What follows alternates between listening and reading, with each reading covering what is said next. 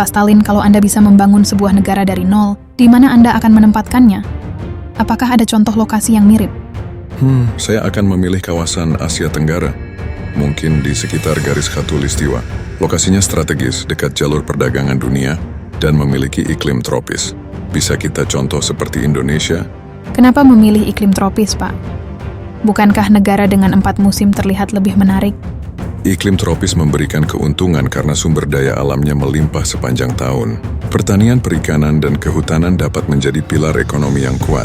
Selain itu, penduduknya cenderung tahan terhadap cuaca ekstrim. Berapa jumlah penduduk yang menurut Bapak ideal untuk negara ini? Saya pikir sekitar 50 juta jiwa sudah cukup. Dengan populasi sebesar itu, negara bisa mengelola sumber daya manusia dengan baik, tanpa terlalu terbebani. Kesejahteraan akan lebih mudah dicapai.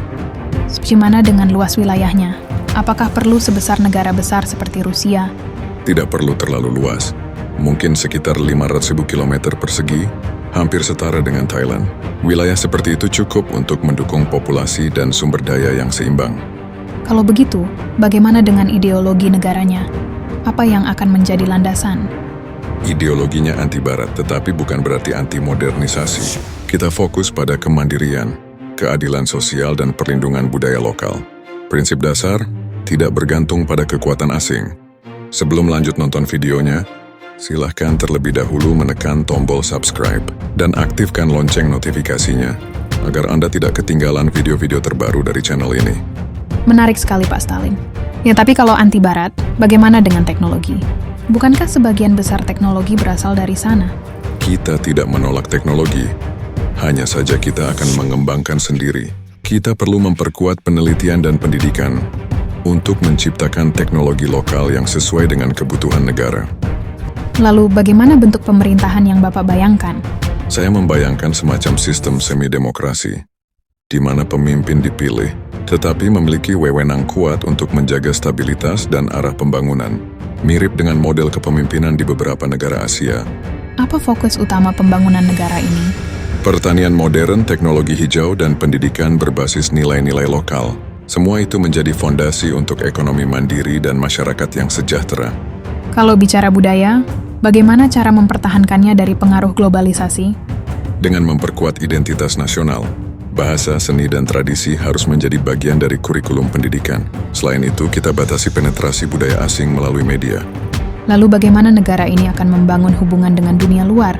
Kita mengutamakan hubungan bilateral dengan negara-negara yang saling menguntungkan, tetap aktif di panggung internasional untuk memperjuangkan kepentingan nasional.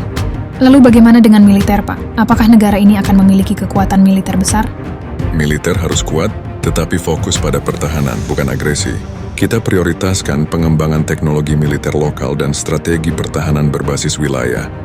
Bagaimana dengan sumber daya energi? Apa rencananya untuk memenuhi kebutuhan energi negara? Energi terbarukan menjadi prioritas. Kita manfaatkan potensi tenaga surya, angin, dan geotermal. Dengan begitu, kita tidak tergantung pada bahan bakar fosil. Pak Stalin, bagaimana cara negara ini menjaga kestabilan ekonomi dalam jangka panjang? Diversifikasi ekonomi menjadi kuncinya. Jangan hanya bergantung pada satu sektor. Pariwisata, manufaktur, dan teknologi informasi harus berjalan beriringan dengan sektor tradisional seperti pertanian. Apa strategi untuk menciptakan masyarakat yang sejahtera, Pak Stalin? Prioritas pada pemerataan, akses pendidikan, kesehatan, dan pekerjaan harus adil untuk semua. Kemudian, kita atur pajak progresif untuk mengurangi kesenjangan ekonomi. Kalau bicara tantangan, apa yang paling berat menurut Bapak? Menyatukan visi rakyat dengan keberagaman budaya dan kepentingan. Pemimpin harus bijak dalam mengambil keputusan tanpa memicu konflik internal. Terakhir, Pak Stalin, apa mimpi terbesar Bapak untuk negara ini? Mimpi saya sederhana. Negara yang mandiri, adil, dan dihormati dunia. Sebuah tempat di mana setiap orang bisa hidup dengan martabat dan harapan.